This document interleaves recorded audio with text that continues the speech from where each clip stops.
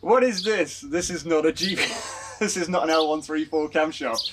Greeting Jeeps fans, it's Greendot 319. How are we all doing today, everybody? Now, there comes a point in a man's life after he finishes building something such as this World War II Jeep that you start to find yourself looking for the next thing to work on. Sometimes that may take a couple of years, or, you know, maybe you don't want to do it again, but unfortunately for me, it takes about 4 months till you get a bit bored and want to start working on another big project again.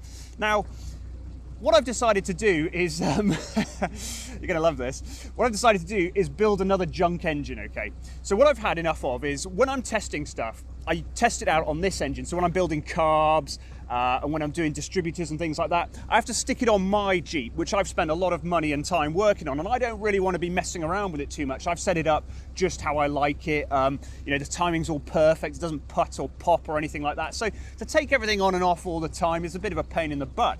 So what I thought would be cool is, why don't we get hold of a junk engine, another Jeep junk engine. Remember, this engine in this vehicle, which is purring along here now, is a junk engine as well. This was a dead block with a hole in the side of it, which we managed to bring back to life after spending a hell of a lot of money on it. So the idea is, if we have another engine we can work on, we don't have to worry about taking things off this one and wrecking this engine. We can also do things like, we can try different oils in it, we can try different timings in it, we can try different fuel and see what difference that makes. So there's loads of stuff we could do if we had a static engine which wasn't for a Jeep, and we'd ran that instead of putting it on my Jeep. So I've been looking out for a junk engine. Now, on English eBay, you do see a lot of engines, but people are always asking a lot of money for them. You know, we're looking at £2,500 for an engine which is taken out of a Jeep, or things like that, 1,500 quid. You never know what you're going to get, you know. Why is it being removed from the Jeep? Is it cracked? It could be at 60,000 on the whole thing. It could be completely worn out. So spending, you know, £2,000 on an engine already you have no idea about is a bit of a gamble, of course. So I didn't like to do that. And also I like to make things difficult for myself as well. So I saw another engine which looked very, very similar to the one running in this one, with nearly identical crack damage on the side of it. And I thought, that's the one we're going to have. It was for 500 quid. So even if it's completely toast, it doesn't matter, because at the end of the day, for 500 quid, I actually talked it down to 400 quid, you can just turn it into like a pretend NOS crated engine or something like that. You know, spray it all up, have it in your living room. That looks sweet. Put a load of junk bits on it and what have you, and it looked like a brand new sort of NOS crated engine, which I thought would be pretty cool. So that's what we're going to do then. We're going to try and rebuild this junk engine and see if we can build a nice static runner out of it.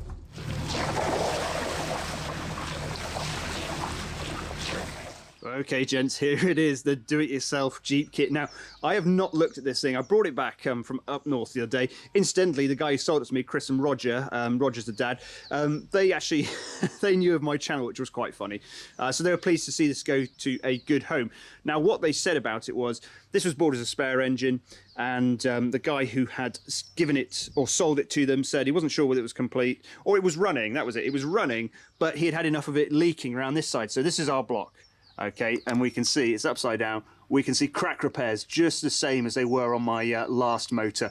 You get the one down here, you get the one here, and then it should be go up in the center there, and it pushes, it bulges out there. Okay, and it has been repaired actually, and it doesn't look atrocious. It's some sort of repair, but apparently it was leaking, so he wasn't happy with it. You can still see the cracks very live there, and they've stop drilled it at the end there. So that was the problem with it. Apparently it was leaking. He'd had enough of it. Now, the thing about buying engines in pieces is that engines in pieces are in pieces for a reason. Okay, could just be the crack repair, but there could be something else as well. Generally, if an engine's not well, you take it out, take it to pieces, look at it and go, oh dear, I'm not rebuilding that, that's way too expensive. And it stays in little pieces like this. So this is why you want to pay as little as possible when you buy an engine like this, because you never know what you're going to find. And that's exactly what's going to happen here. We know there's a crack. We're going to have a look and see what else we've got together. We're going to go through it and we're going to see what's going on and see if this thing is usable, or whether this is going to be painted up to look like a nice NOS engine to go in my living room. So let's break into it, see what we've got. Okay, Intrepid Explorers, it's Raiders of the Lost Ark time. Let's break into this and see what we've got then. So, right, first box. Okay, I haven't had a look through this, so we'll see what we've got. Right, camshaft. This is... What is this? This is not a Jeep. This is not an L134 camshaft. Yes, there's Ford on it. For those you F freaks out there, there's a bit of a Ford marking for you. This is not a Jeep camshaft. So that's a good start then. So the camshaft for our engine is, that's sorted then, gents. Timing cover, yeah, timing chain cover, very, very corroded. Looks like it's been underwater. That is very bad indeed. So that's not ideal. I've got another good cover, so this is pretty ropey. This is, and it's all sort of chewed up there. So this is a ropey, but I've got another cover, so that's fine. Here we go. Oh, Pistones. Right, I can see 20 written on one. They look like Willys rods. Yeah, WO rods. That's good. So it's been through a proper rebuild at some point because they've marked up 1 there, plus 20, and they put a big 1 there. So it's been through it must be a military rebuild, I'd say, British Army rebuild at some point, and taking it to 20,000. And then, oh dear, right, okay, right.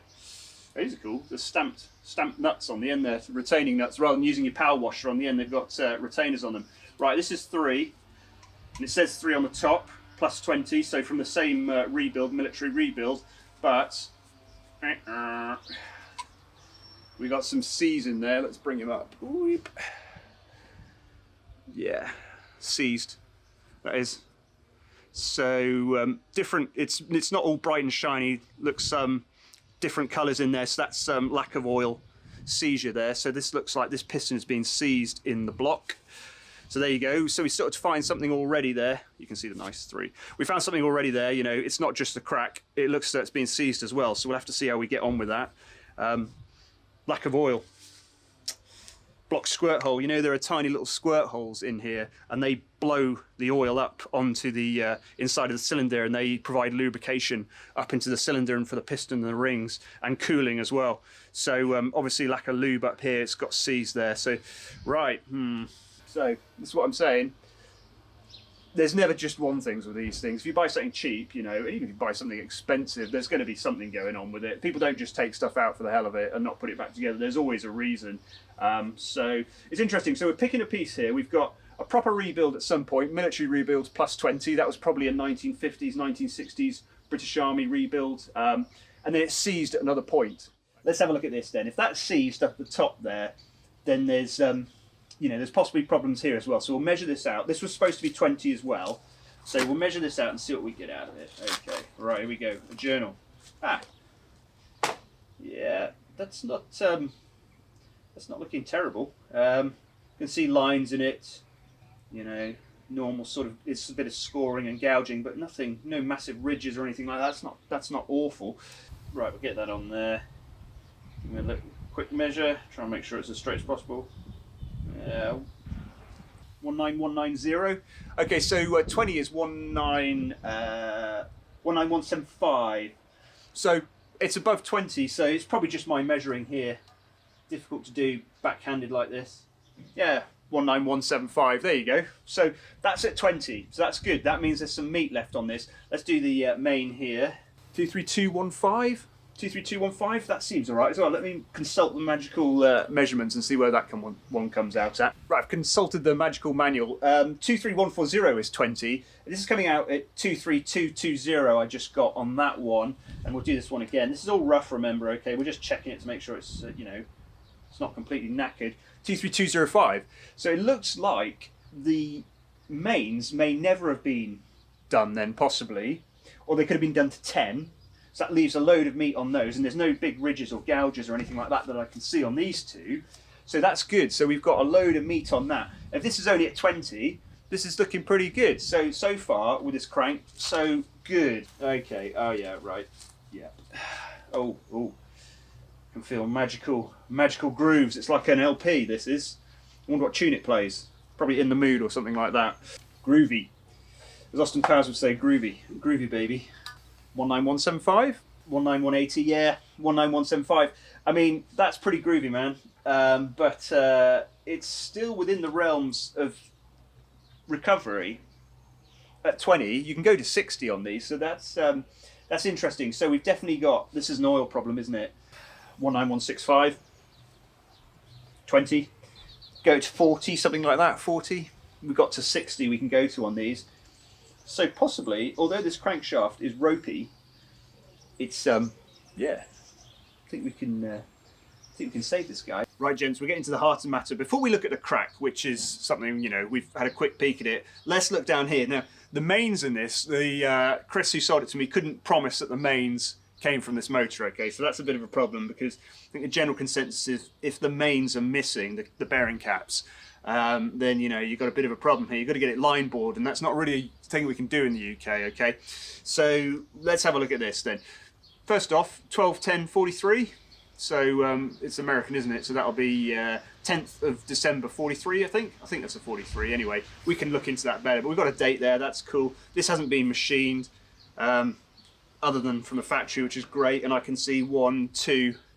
And obviously you don't need 3 on there, but I can see the markings for the bearing cap, so that's cool. So we'll see if we can match this up. Now, what you can do then is on these Willys blocks is they have like an O there, okay, and I'll zoom into that.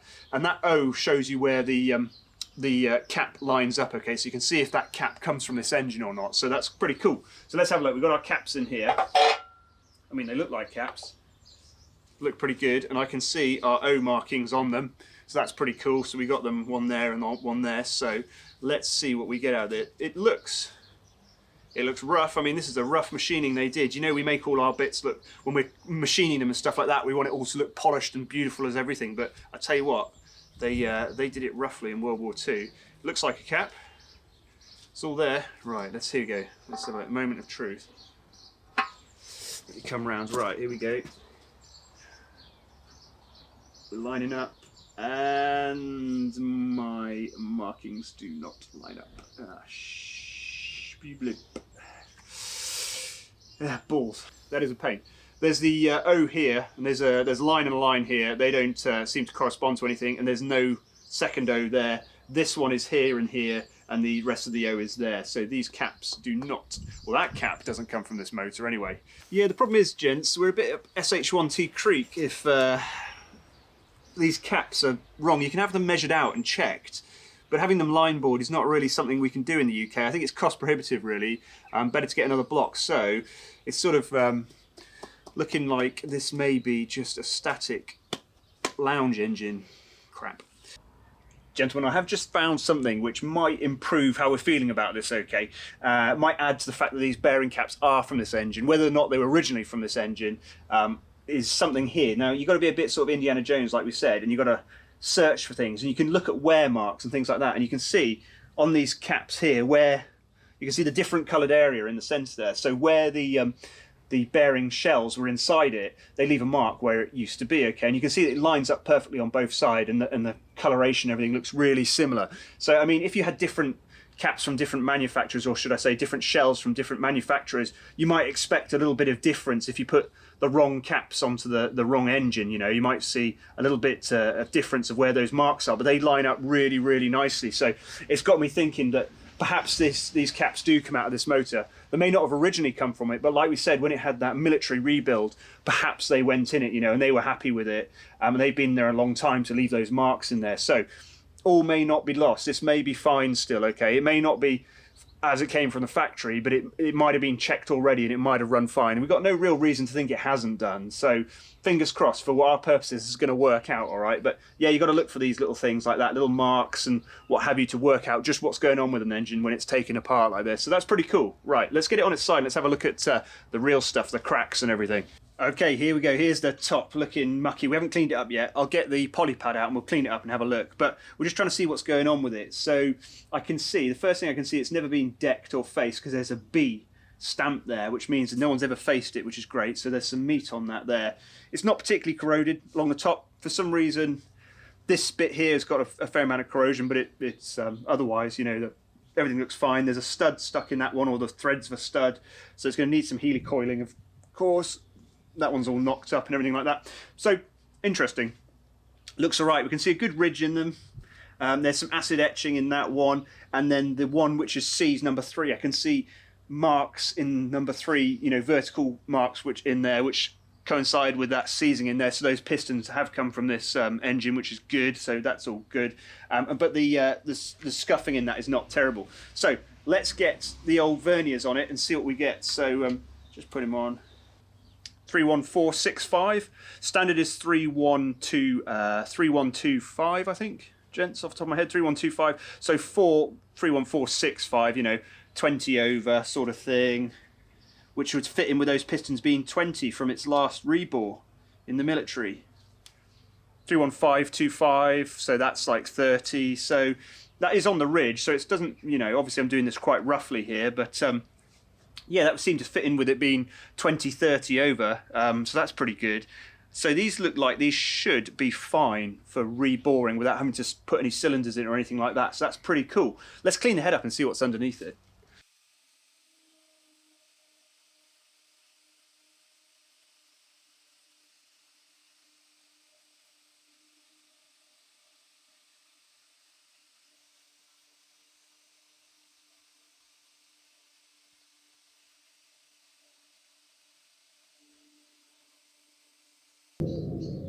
I think we're on something here, gents.